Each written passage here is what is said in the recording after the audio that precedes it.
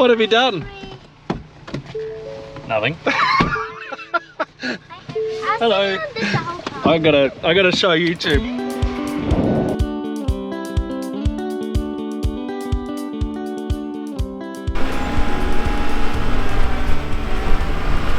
G'day everyone, and welcome back to Tom's Brook Farm. So we're on the blue stuff. The rain has gone in a 12-hour period. It went from definitely rain to, you know, maybe there might be a slight chance of rain. So we're going for sustain because yeah, we don't want to put the urea out there and not have it rain. So we're going with the sustain, and we'll just keep on spreading that out, and then when that rain gets closer, if it's gonna change to being good and coming, then we'll go to the urea. So on the video of the flexi end tanks, and with us hooking that up, putting the pump on the dam and all that, there was a few comments, and rightfully so, about the pump being out in the elements and there's no pump cover on. It was on our list, so I'm gonna get to that today.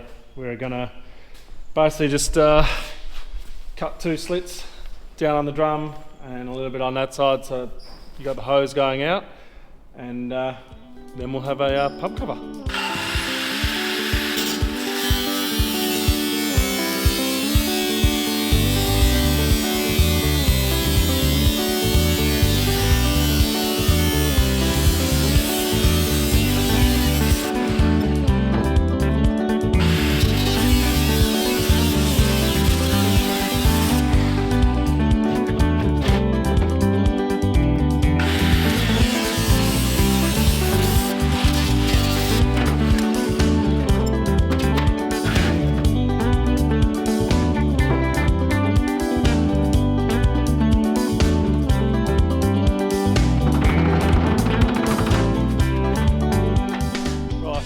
So I'm not going to cut the whole way through because that way it just gives it a bit more structure. I'm not going to cut the side one until I get down there. I've got a battery powered grinder in my ute. I'll use that just so I can get it where I want it, not so it's right at the end there. So yeah, also while we're down there, I have got this thing over here that I need to change as well. So that needs to go on the 3-inch tap that we've got. I've got a male on there, needs to change to female.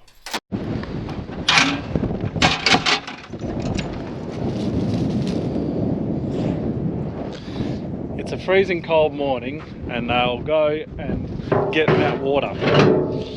Dogs are strange.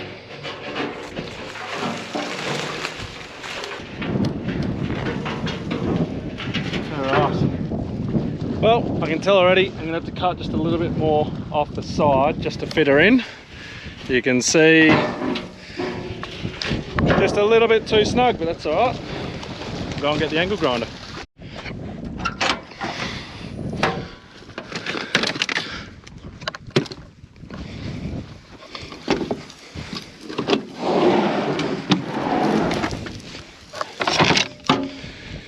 Have to change the disc.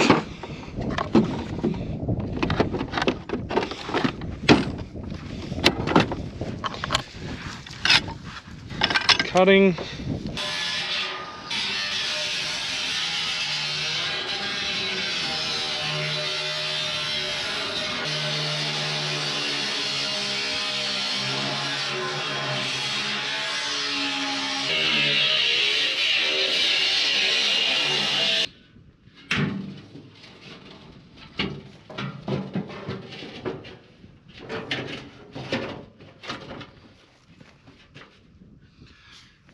Just need to cut it a little bit higher so it's not rubbing on that hose. And then we're all done.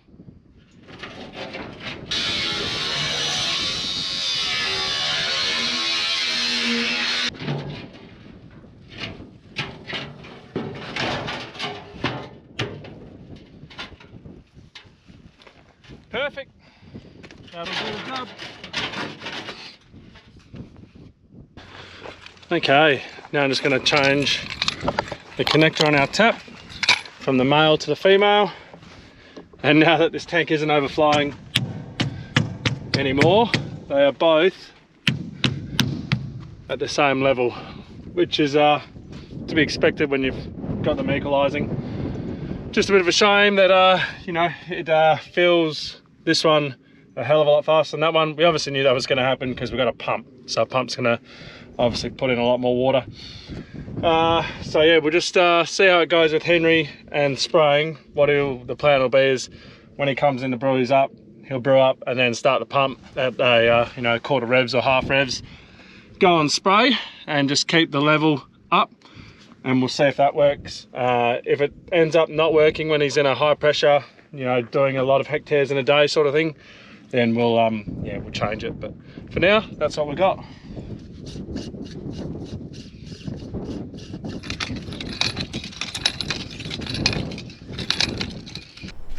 So it is way too windy to spread at the moment. We've got winds of nearly 50 km/h gusts, so the urea is hitting the back of the tractor. So we've got Izzy in here to work on. We've found the hole in the stem. It was a hole in the stem in the tank up here. So there's a hole about halfway down that's only about 2 or 3 mil in size, and now we're fighting over how we're gonna get this out. And you fucking broke it. I used this. If I'd used the gun, it wouldn't have broken. So we've got 4 bolts on here. Had, of which we were gonna undo and then pull out, so then we could fix the stem. But one of the bolts is now broken. So back to the drawing board. As he closes it up. That's the end of that story. What's the next job? Or the lunchbox, where's that? And our the other issue is there's the creep protection sprinklers up the front there, and one of them's got a hole or is a leak or cracked or something, and our pump always loses prime. Like, there's no water in it. There's no water in that either. So we lose time if we're trying to get to a fire or put a fire out with priming. So we've got to fix that issue, and then we've also got the foot brake in there has got a leaky valve or something on it, and it's just leaking all the air out, so we've got to fix that as well.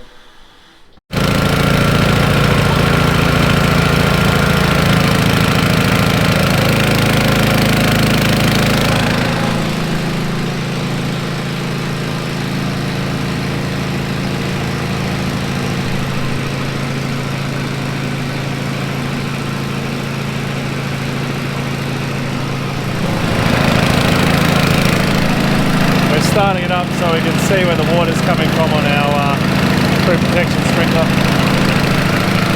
This could be funny. No.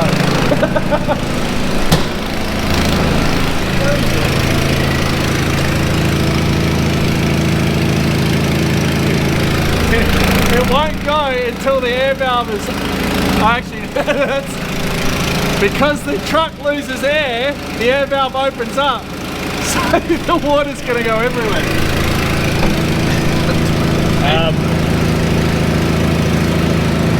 We may need to just replace this clamp. Hopefully that's it.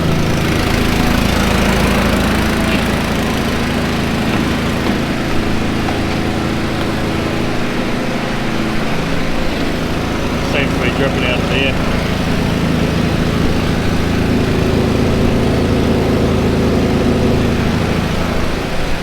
Slight drip from there, and that's what's causing it. Yeah, you can turn it off.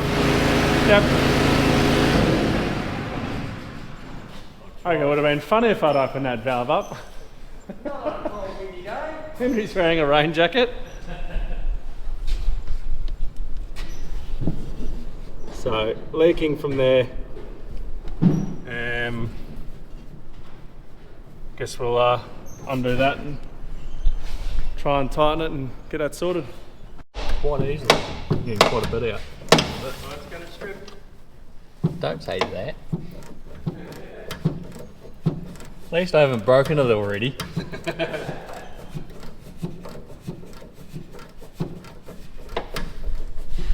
He's getting quite a bit of movement out of that, so hopefully that sorts that issue out. Then we got the brake and the pipe. So back after lunch, down there doesn't appear to have leaked any water, so see what it looks like up here. Nope, we're out of water. Yep. I'll start it and see if we've got prime or not.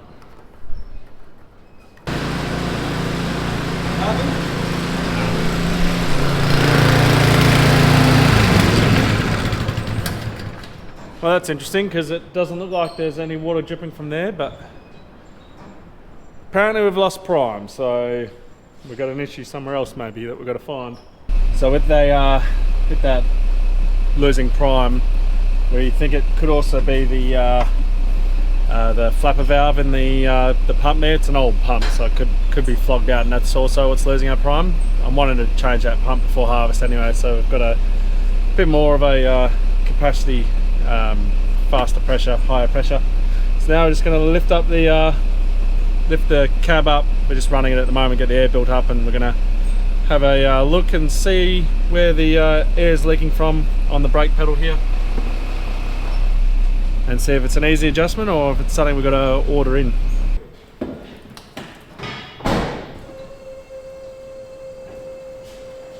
That's down.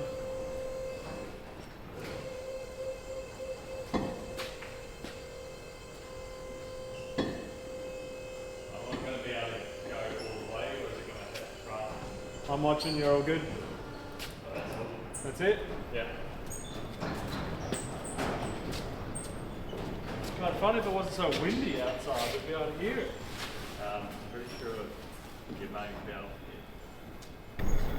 So, up in here is where it's leaking air out of that flapper valve thingy there. So I think we've got to replace that, or yeah, I'm not entirely sure what we're going to do there. Probably replace the whole thing. Anyone who is a truck mechanic wants to let us know in the comments, because there we go.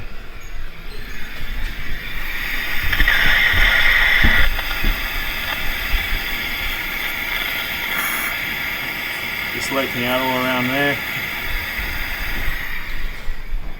So if anyone's a truck mechanic or knows what's going on, let us know in the comments, because yeah, we got no idea. Oh well, we'll order a new brake valve or whatever that is for there. When you put your foot slightly on the brake, it stops the air. So if there's an adjustment, we'll do that. But yeah, if not, we'll just replace it. Handy having an electric raise and lower as well. Makes it nice and easy.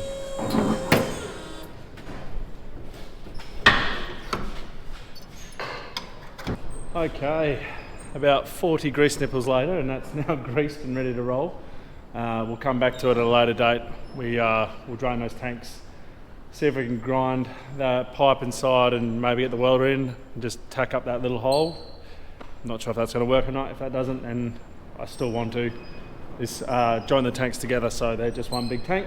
We've also got to do the brakes, change the pump maybe a bit later on. So yeah, anyway, Henry's headed out with the grader to go do some boundary sweeping, so figured I'd go and show you guys what that looks like. So I'm just alongside one of the fences that Henry's done. I'm heading down to where he is, but so all we're doing is clearing what was there, just coming through, growing shrubs, or even if it's just rocks or anything like that. We're just cleaning it, so I've got a nice clean drive down the fire break, drive down the boundary there. So you can see that it looks nice and clean now that it's all been cleared off. And yeah, now that we've got our own grader, we'll do it every year, but because we didn't have our own grader, we would only be able to doing it about every once in maybe 3 years. But yeah, it's nice to have our grader now, and we can do it, and yeah, just it looks so much better, and it's just so much safer having a fire break, a clear fire break that we can drive machinery down if we need to.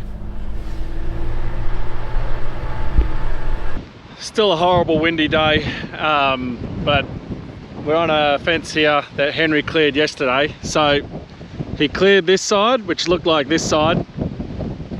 He's now coming up behind me, just over there, and he's going to clear this side here as well, so that this one's back to being nice and fresh and clean. So yeah, you can get an idea of why it's important to do, because if you leave it, things just grow up and you know, get in the way and they start impeding on the fence. It's just, especially when you put so much money and time into putting fences up, it's nice to have them clean and clear, and it looks good.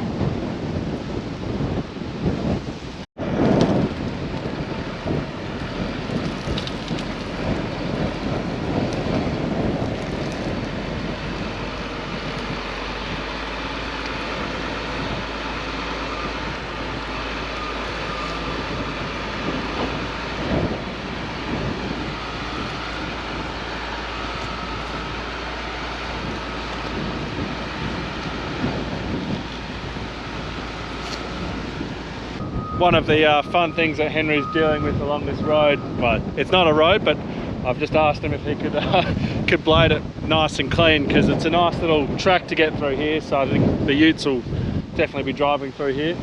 But like right here, that's a big mallee root off one of these trees, and what it does is when he hits it, you know, the blade, because it's a big shock in the cab, and sometimes when they've been in the ground like that for quite a while, they can be, you know, quite rotted, so you can actually get them out, and you'll see he'll back up and then try and use the blade to pop it out.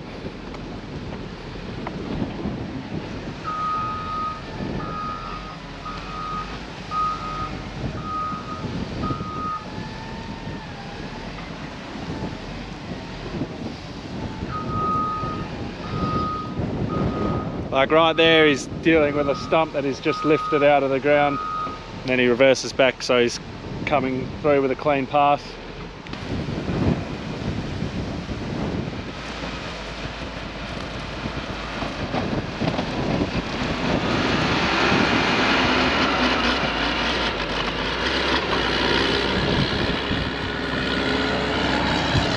So just there, that's one of the stumps that yeah, he cut the top off as he came across. Now he'd be able to come back and grade it smooth. And same here, you can see we've got more stumps. That one's still stuck in the ground. So yeah, it's not the easiest of jobs to try and get a clean boundary the whole time. Same with here, that one's also stuck in the ground, just the top got cut off. But yeah, it's a hell of an investment buying a grader, but gee, it's worth it. You've got so many different things you can use it for, and you can keep boundaries clean, roads good, catchments clean. It's a very useful tool. Another big stump.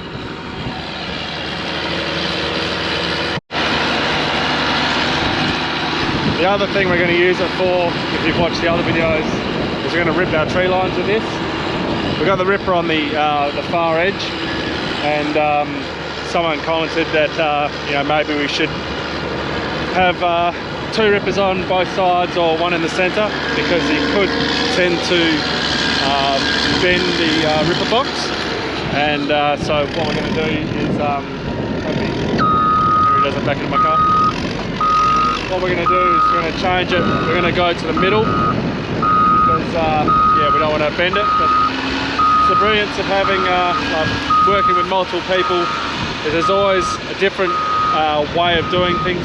Everyone's got a different method of how you'd approach a problem, and then it's the brilliance of YouTube. The amount of comments that you guys have given that, you know, we've taken on board and then used. It's yeah, it is very handy having the wealth of knowledge of the whole internet commenting at the on the videos, so keep it up. So where we're spreading now, it's you know, it's a bit doom and gloom when you're sitting in the cab when you're not seeing much canola. I mean, it's all germinating, it's coming up, just late. But this paddock is the first paddock I spread with urea when we're emptying the shed, and that one was all doom and gloom as well when we're spreading it. You know, you couldn't really see much, but I'm happy to report it is all looking fantastic at the moment. There's very good numbers, the plants are nice and big, and yeah, it's all looking good. So we know like the crop is going to come up and it's going to be even-ish, but we know the crop's coming. It's just frustrating that it's currently, you know, 15th of June and it's still not up, but not much we can do about that.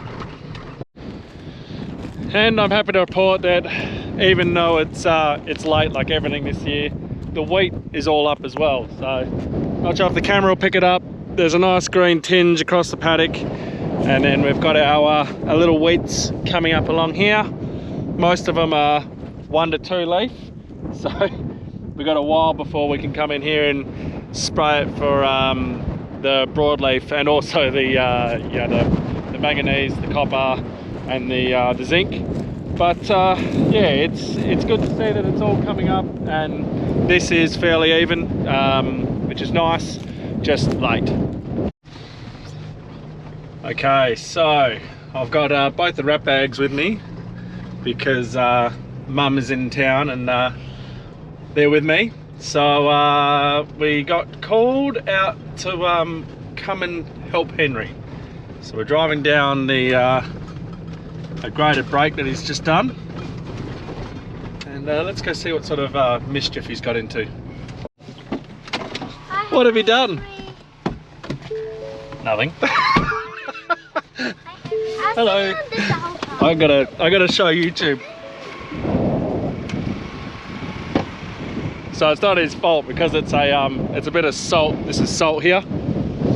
So yeah, it's nice and wet and soft. It's a hard layer, and then yeah, bang, down he goes. So the grader is bogged. So we're gonna go and get Art and a strap, and we'll pull him out backwards. Little stuck. Nearly. Problem with graders, I don't have much clearance. That's all it is. You're just stuck on the belly. Quick tugging should be out. Yeah, no. We'll go get Art and the strap and hook on. Pull you back. You'll be out in no time.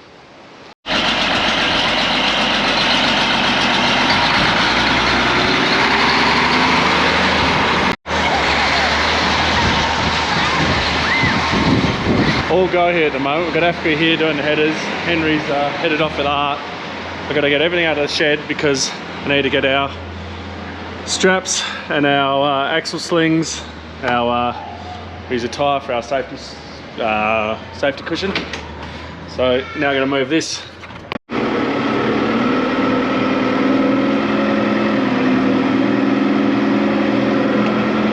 Nothing like having a couple of rat bags at work.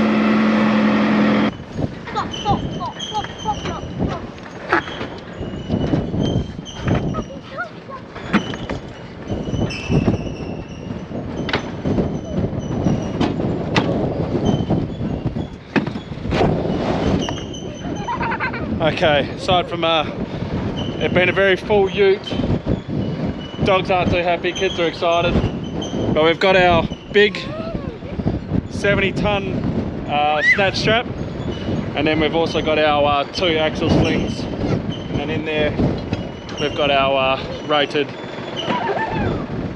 D-shackles. So we'll get in the ute, head down to Henry. Alrighty, so we will chuck those slings on each side, and then we'll pull straight out the back. We'll get all the equipment, so we'll do it properly and we'll do it safely. So yeah, now I'll hook it up.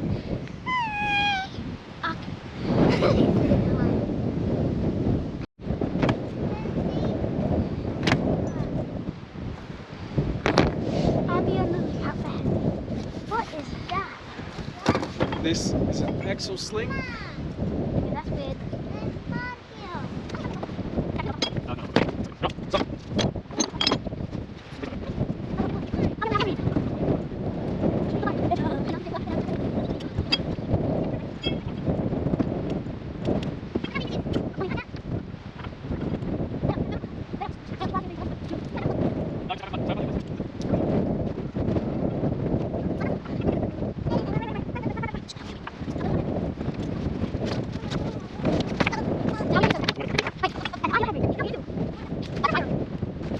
My ute and the girls are up on that side, up there, safely away from all this. Henry's, as you can see, is backing down now.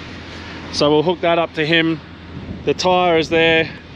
That's, I don't have a proper safety blanket, I think you call it. I'm not sure what you call them, but the tyre does the job. So that's in case when we're under tension something breaks, that takes the kinetic energy out of the rope. It drops it to the ground.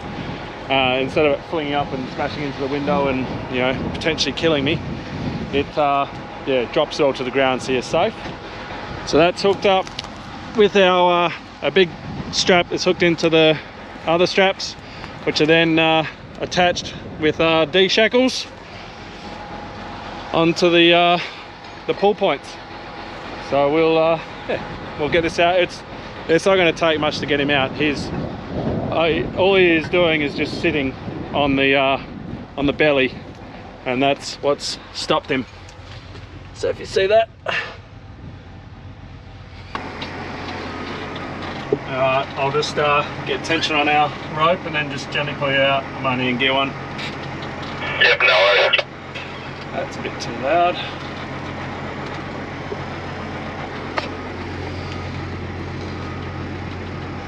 Okay, pulling you out now.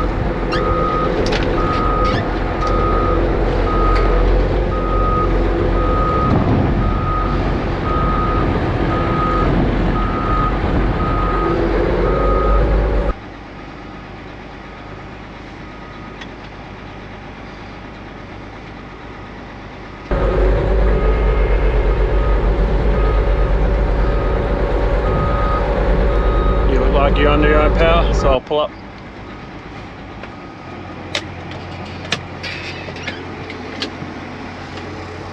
Simple and as easy as that.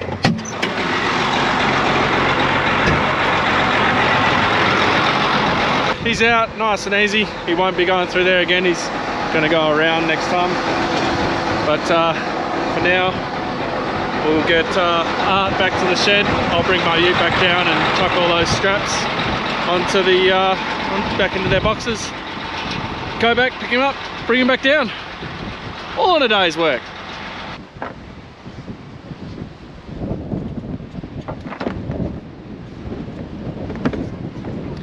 So we actually bought these straps for harvest. We had a very, very wet harvest, and our strap that we have, which is back on the pallet there, is fraying.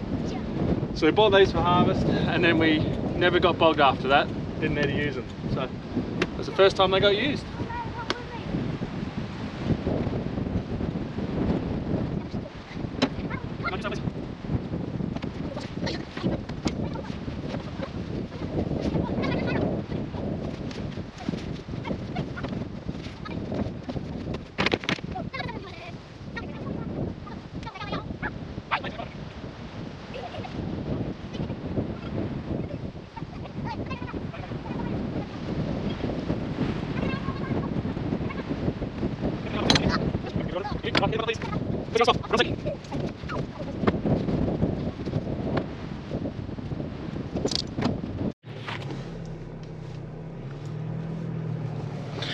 Okay, Henry is back at the grader and he's going to take that back to the shed and knock off, and then tomorrow he'll be on the spreader.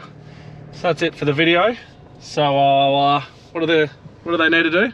Like, subscribe and share. And we'll see you in the next one.